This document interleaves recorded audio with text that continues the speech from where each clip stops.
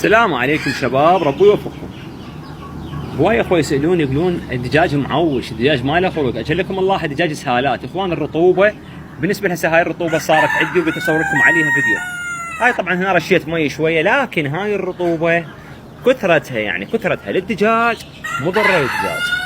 يعني اذا انت عندك قفص مال دجاج او محميه مال دجاج وناشفه دائما بدون اي رطوبه، انت بعيد بعد التمام عن الكلوكسيديا. اما تقول لا والله اني دائما هادي لهم الصونده او مخلي لهم رطوبه، انت فراح تظل مشاكل على مدار السنه، مشاكل بالكلوكسيديا او اجلكم الله بالاسهالات والتنفسيه، لان الدجاج ضد الرطوبه بالارضيه، دائما ضد هاي الرطوبه.